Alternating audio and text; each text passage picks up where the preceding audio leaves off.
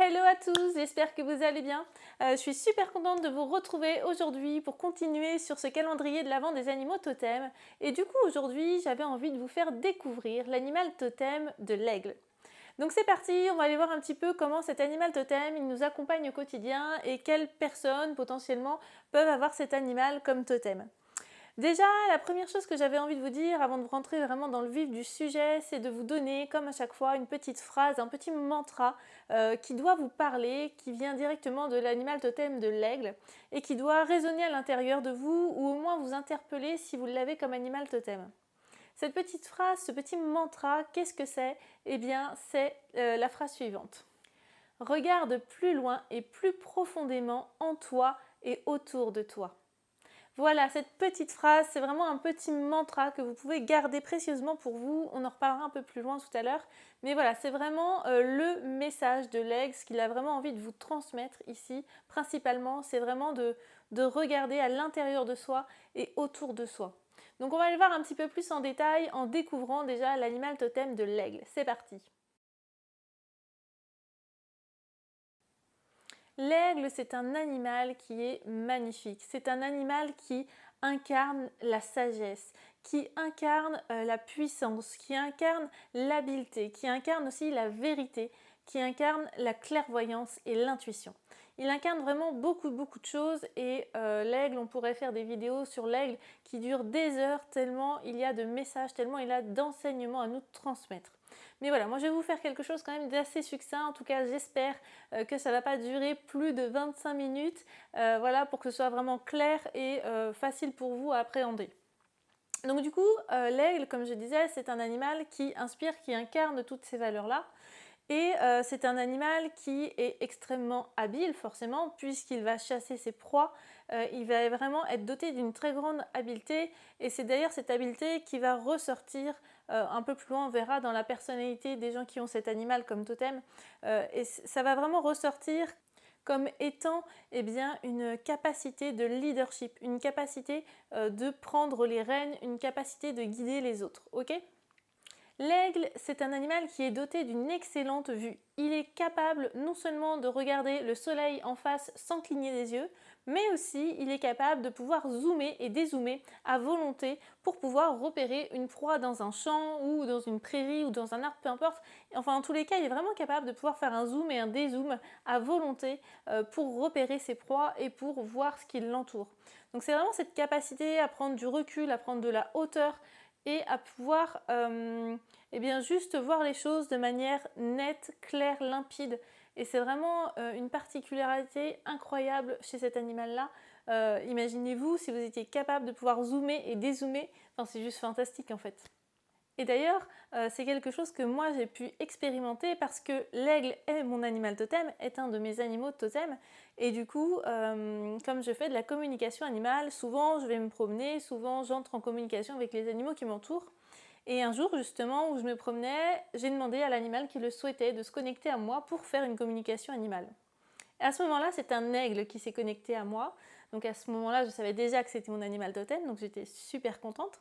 Et donc cet aigle se connecte à moi, non pas pour faire une communication animale, mais pour me dire qu'il avait besoin d'aide, qu'il avait besoin d'être soigné parce que sa patte le faisait souffrir. Donc forcément, j'ai accepté de l'aider, j'ai accepté de le soigner, donc je lui ai fait un soin énergétique. Et quand le soin énergétique a été terminé, eh bien, pour me remercier, en fait, il m'a fait un magnifique cadeau. Et ce magnifique cadeau, c'était de pouvoir entrer en lui, de pouvoir être avec lui et de voler ensemble. Et c'était juste magnifique. Il m'a fait voler au-dessus d'une prairie. C'était sublime, j'ai pu ressentir le vent sur moi, sur mon corps, sur mes ailes. J'ai pu zoomer et dézoomer. En fait, il zoomait, il dézoomait et je pouvais voir tout ce qu'il voyait. C'était juste incroyable de pouvoir zoomer et dézoomer comme ça. Alors moi qui à la base ai le vertige, avoir cet animal comme totem est vraiment un signe. Et du coup, pouvoir voler avec lui, ça a été quelque chose de magique et j'ai pas eu peur du tout. J'ai pas du tout eu ce sentiment de vertige. J'étais vraiment à ma place et je me sentais super bien. Donc voilà, en fait, c'était juste une petite parenthèse pour vous dire à quel point c'est magnifique et merveilleux de pouvoir entrer en contact avec son animal totem, de pouvoir voyager avec lui et de pouvoir voir à travers ses yeux. Donc là, évidemment, il s'agit de quelque chose, enfin d'une capacité en tous les cas, qui a été vraiment travaillée et développée chez moi et que j'ai depuis que je suis toute petite, puisque depuis que je suis toute petite, je peux faire des voyages et je peux sortir de mon corps. Mais voilà, c'est quelque chose que vous pouvez aussi expérimenter parce que on a tous cette capacité-là finalement. Et du coup, vous pouvez vraiment aller expérimenter ça à partir du moment où vous vous entraînez et où vous apprenez à communiquer avec les animaux. Ok. D'ailleurs, petite précision, encore une dernière petite, et puis après j'arrête de parler. Enfin, en tout cas, parler de moi. Si ça vous intéresse, je propose des formations en communication animale qui commencent début janvier. Il reste encore des places, donc n'hésitez pas à aller voir sur mon site. Dans la description, vous avez toutes les infos pour cette formation-là aussi. Donc n'hésitez pas à aller jeter un petit coup d'œil. Voilà, c'était la fin de la parenthèse. Donc comme je disais, grâce à cette supervision, finalement l'aigle, il nous invite à quoi? Il nous invite à prendre de la hauteur, à prendre du recul, que ce soit sur notre situation actuelle, que ce soit sur des problématiques, des défis, que ce soit sur des obstacles qui sont sur notre route. Vraiment, il nous invite à prendre du recul, ou pas, même par rapport à une relation avec une personne finalement. Ça peut être ça aussi, vous avez des difficultés avec telle ou telle personne, il y a un conflit, il y a une relation qui n'est pas forcément évidente. Et bien vraiment ici, l'aigle, ce qu'il permet en tout cas, c'est vraiment de prendre de la hauteur, de prendre du recul et de voir les choses de manière complètement neutre et de voir les choses aussi de manière claire et juste.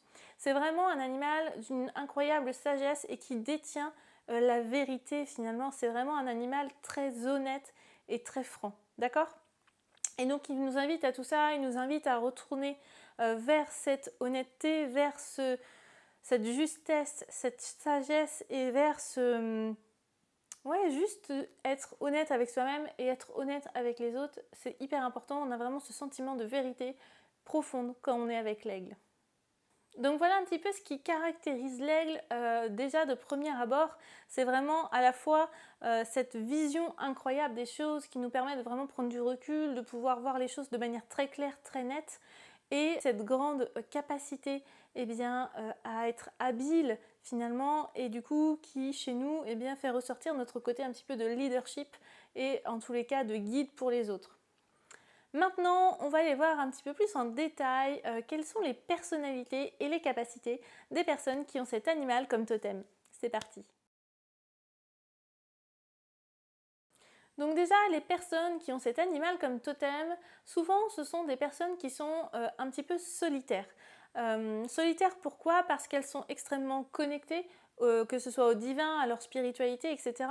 Ce sont vraiment des personnes extrêmement connectées et parfois c'est pas facile, elles sont pas faciles d'approche ces personnes-là parce que peut-être que pour certaines personnes, elles vont avoir l'air d'être des personnes un petit peu hautaines ou alors d'être trop bien pour les autres ou alors de vraiment pas être accessible, alors qu'en fait pas du tout, c'est pas du tout par rapport à ça, c'est vraiment que ce genre de personnes, parfois les conversations que vont avoir les autres vont lui sembler un peu futiles, un petit peu sans intérêt presque. Je suis désolée mais c'est un peu ça quand même.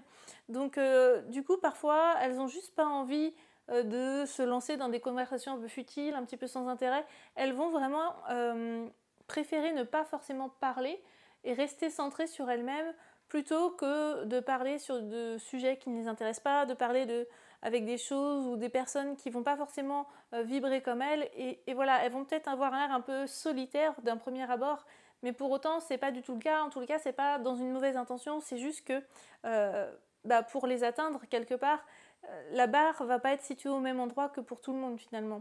C'est pas une question d'être supérieur ou quoi, pas du tout. C'est vraiment une question d'énergie et de connexion parce que elles sont sur un plan extrêmement connecté et si elles trouvent des personnes en face d'elles qui sont sur ce même plan, ça va être beaucoup plus fluide et beaucoup plus facile et elles vont pouvoir être un petit peu moins solitaires, elles vont pouvoir être un petit peu plus accessibles, j'ai envie de dire. Mais en tous les cas, c'est vraiment une de leurs grandes particularités.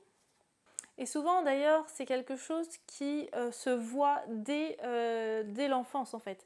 C'est vraiment, quand on a en tout cas cet animal totem à l'intérieur de nous ou avec nous, c'est vraiment quelque chose qui va se voir tout petit. Par exemple, moi, ça se voyait extrêmement quand j'étais enfant et j'ai toujours été quelqu'un de très solitaire, de très centré sur moi-même. Et c'était pas parce que les autres ne m'intéressaient pas, mais c'était parce que leur conversation clairement ne m'intéressait pas, c'était parce que je m'ennuyais et du coup j'étais vraiment centrée sur moi-même. Ajouter à cela de l'hypersensibilité et une empathie exacerbée qui fait que je ressentais toutes les émotions, tous les mots de tout le monde, enfin bref. Du coup, je préférais vraiment rester dans ma bulle, rester dans mon monde un petit peu et m'exclure et rester un petit peu solitaire pour ne pas avoir à ressentir tout ce que les autres ressentent, pour ne pas avoir à m'épuiser ou à me fatiguer ou juste à redescendre dans mes énergies alors que moi j'étais bien dans ma bulle en fait. Et d'ailleurs ça me le faisait aussi très souvent en classe, hein. La plupart du temps j'étais dans mes rêveries et je n'écoutais absolument rien des cours. Il n'y avait que quelques professeurs qui ont réussi dans ma vie, et je pense qu'ils se comptent sur les doigts d'une main, à attirer mon attention, à éveiller ma curiosité et à me nourrir quelque part, à nourrir ouais, cette curiosité qui était en moi et cette soif de connaissance en fait. Mais donc voilà, tout ça pour dire que vraiment c'est quelque chose qui doit se voir dès l'enfance. Si vous avez des enfants qui sont extrêmement solitaires, eh bien c'est pas grave, d'accord? S'ils n'ont pas envie de fête d'anniversaire, s'ils n'ont pas envie d'inviter des amis, s'ils n'ont pas envie de sortir, c'est pas grave. Il faut vraiment réussir à dédramatiser un petit peu les choses. Et c'est vrai que autant à mon époque on parlait pas du tout de tout ça, on n'expliquait pas du tout ce genre de choses aux enfants, autant aujourd'hui on a les moyens, on a les capacités de leur expliquer les choses, de leur dire que bah c'est ok, ça fait partie de lui, c'est comme ça qu'il est et c'est super. C'est pas parce qu'il n'est pas avec une centaine d'amis autour de lui que c'est grave ou dramatique, pas du tout. Vraiment, ici, ce qui me semble important, c'est de pouvoir accompagner les enfants dans leurs émotions, dans ce qu'ils ressentent, dans ce qu'ils vivent, et de ne pas les laisser un petit peu, voilà, comme ça, de côté, en leur disant, bon, bah, lui, il est comme ça, lui, il est comme ça, en leur mettant une étiquette, alors que finalement, il se passe plein de choses à l'intérieur d'eux, et c'est juste qu'on ne prend pas forcément le temps de les écouter. D'accord? Donc, si on pouvait être juste un petit peu plus à l'écoute de ces enfants-là, parce que nous aussi, on aurait aimé en tant qu'enfant qu'on soit à notre écoute et qu'on nous apprenne et qu'on nous enseigne et qu'on nous explique toutes ces choses qu'on ressentait finalement, qu'on ressentait en masse et en bloc. Donc voilà, c'était une petite aparté encore. Bon, après, j'arrête, c'est promis. Mais tout ça pour dire que vraiment, les animaux totems font grandement partie de nous. Et du coup, ceci explique cela, j'ai envie de dire. Et des fois, ça nous permet aussi de mieux comprendre nos enfants, mais aussi les personnes qui nous entourent. D'accord ? Voilà, du coup, ce que je voulais vous dire aussi par rapport à ces personnes qui ont cet animal comme totem, ce sont des personnes qui, comme je le disais tout à l'heure, sont d'excellents leadership. Alors quand je dis des leaderships, c'est vraiment des personnes qui peuvent guider les autres, les accompagner, les aider, qui peuvent leur enseigner des choses parce qu'elles ont, entre guillemets, la parole juste, parce qu'elles ont voilà, cette vérité en eux. Elles ont à la fois des connaissances, elles ont cette vérité et quand elles prennent la parole, ça résonne juste pour ceux qui les entourent, pour les personnes qui écoutent ces paroles. C'est vraiment peut-être des personnes qui ne parlent pas beaucoup ou peut-être qui ne parlent pas souvent, mais quand elles parlent, ben, on a envie de les écouter parce que ça sonne juste à l'intérieur de nous. Donc ces personnes, elles peuvent faire comme métier ou en tous les cas avoir comme passion ou être bénévole quelque part, peu importe, vous prenez ce qui résonne en vous, ça peut être un métier, effectivement, soit une passion. Là, je vous laisse choisir un petit peu. Comme d'habitude, la liste n'est pas exhaustive, je donne quelques exemples pour avoir des petits points de repère, mais ça peut être plein d'autres choses. Donc elles peuvent faire comme métier tout ce qui va être des métiers où elles guident les personnes. Donc ça peut être un guide, ça peut être un formateur, ça peut être un enseignant. Forcément tout ça c'est très lié, ça ressort souvent, mais c'est vraiment lié à l'animal totem. Et souvent quand on a plusieurs animaux totems, on est vraiment et qu'on regroupe un petit peu toutes les catégories de métiers, souvent ça se rejoint. Donc voilà, ça peut être vraiment très lié au corps enseignant, à des personnes qui viennent former, qui viennent apprendre des choses. Ça peut être aussi des policiers, ou en tout cas tout ce qui va se rapporter à la protection des pompiers, ce genre de choses. Parce qu'il y a quand même cette protection extrêmement présente. Le fait de pouvoir être un leadership, c'est pas juste former des gens, c'est aussi pouvoir prendre soin d'eux, les protéger, subvenir à leurs besoins, subvenir... alors pour l'aigle, ce serait juste la protection, nourrir, chasser, enfin voilà, ce serait vraiment plus ce genre de choses. Mais en tous les cas, pour les hommes, ça pourrait être ça. J'aurais été tentée de dire politiciens, mais là encore, il faudrait que ce soit des politiciens avec de la bienveillance et qui préfèrent l'honnêteté par rapport au reste. Donc je pense que ce n'est pas une majorité. il n'y a rien contre les politiciens, c'est juste que du coup voilà, ça peut être des politiciens ou des personnes qui ont envie de devenir politiciens parce qu'elles ont une vérité en elles, parce que ce sont des personnes intègres et honnêtes. Pour autant, effectivement, c'est pas le cas de tout le monde, mais comme dans la police, comme partout, hein, comme dans n'importe quel métier, on a des personnes qui sont à leur place et d'autres pas du tout. Mais là, ce sont vraiment des métiers qui pourraient les attirer. C'est pareil, hein, tout ce qui va être juge, avocat, ce genre de choses. Mais là encore, vous voyez, c'est pas toujours évident selon les personnes, on va dire. En tous les cas, ça peut être potentiellement des métiers qui les appellent. Ça peut être aussi écrivain parce qu'à travers l'écriture, on transmet une parole, on transmet quelque chose de juste. D'accord? Et on est écouté, on est suivi, enfin voilà. Donc ça peut être ça aussi. Ça peut être vraiment plein de choses, mais vraiment des métiers qui vont être soit dans l'enseignement, soit liés à tout ce qui va être clairvoyance, clairvision. Ça peut être aussi tout ce qui va être lié au spirituel, tout ce qui est lié au divin, ce genre de choses. Ça peut être aussi vraiment tout ce qui va être pour plus protéger, pour plus venir en aide aux autres, subvenir aux besoins des autres et diriger, oui, c'est un petit peu diriger, mais dans la bienveillance et la justesse et avec beaucoup de sagesse, ok? Voilà du coup potentiellement les métiers et les passions qui pourraient ressortir chez ces personnes-là. Du coup, vous pouvez faire appel à la médecine de l'aigle dès que vous en avez besoin, même si vous ne l'avez pas comme animal totem, mais dès que vous avez besoin de prendre de la hauteur ou du recul sur une situation ou de faire preuve de discernement par rapport à des relations, à des situations, peu importe. Mais voilà, à partir du moment où vous avez besoin que les choses soient claires et limpides, vous pouvez demander à l'animal totem de l'aigle de vous venir en aide pour éclaircir les choses, pour prendre du recul, pour prendre de la hauteur, mais aussi pour aller voir plus loin que le bout de son nez, d'accord? Pour aller voir ce qui se cache en nous, mais pour aller voir aussi ce qu'il y a autour de nous de manière beaucoup plus approfondie et d'oser un petit peu y aller parce que l'aigle, il y va. Il ne se pose pas de questions, il y va, il est habile, il a confiance en lui et c'est vraiment ça ici qu'il va falloir développer, ok? Vous pourrez faire appel aussi à cet animal totem dès que vous en aurez le besoin, à partir du moment où vous êtes un guide, à partir du moment où des gens vous suivent, où des gens vous écoutent, vous pourrez faire appel à lui vraiment pour vous aider à sortir de votre zone de confort et pour vous sentir rassuré, épaulé et guidé par cet animal lorsque vous êtes sur ce chemin et que vous vous sentirez seul ou un petit peu démuni, où vous aurez l'impression de ne pas être à votre place quelque part, ou juste de vous dire mais attendez, il y a tous ces gens qui m'écoutent, tous ces gens qui me suivent, est-ce que c'est juste? Est-ce que je suis à ma juste place? Est-ce que finalement je le mérite? Mais bien sûr que oui en fait, bien sûr que oui. Et à partir du moment où vous avez un petit peu ces doutes-là, où vous n'osez pas trop aller de l'avant, où vous n'osez pas trop parler alors qu'ils sont venus pour vous écouter parce que ce que vous dites, ça résonne, c'est juste pour eux, eh bien faites appel à cet animal totem pour vous aider, pour vous donner de la force, pour vous guider, pour vous rassurer, pour vous permettre d'aller encore plus loin et de pouvoir vraiment dire tout ce que vous avez à dire finalement. Et voilà, maintenant on va pouvoir passer aux chakras, à la lithothérapie et aux élixirs floraux de cet animal totem, et en tous les cas qui accompagnent à la fois cet animal totem et à la fois nous dans nos blocages, dans nos émotions, dans notre vie de tous les jours.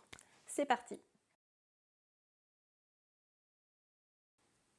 Du coup, on va aller voir un petit peu les chakras, déjà dans un premier temps, qui accompagnent cet animal comme totem. Et je suis sûre que vous allez pouvoir les deviner tout seul. Il y en a deux. Ce sont les chakras du troisième œil et coronal. Et oui, le chakra du troisième œil, ça me paraît une évidence qui accompagne cet animal comme totem parce que c'est le chakra qui est lié à la clairvoyance. Et l'aigle, il incarne quoi? Il incarne vraiment profondément la clairvoyance. C'est vraiment prendre de la hauteur, du recul, voir avec clarté, voir tout ce qui se passe autour de soi. Donc voilà, l'animal totem de l'aigle, il est lié à quoi? Au troisième œil, à cette clairvoyance, à cette vision juste des choses. Et il est lié au chakra coronal. Le chakra coronal, c'est le chakra qui est en lien avec tout ce qui va être spiritualité, tout ce qui va être divin et du coup forcément intuitif, etc.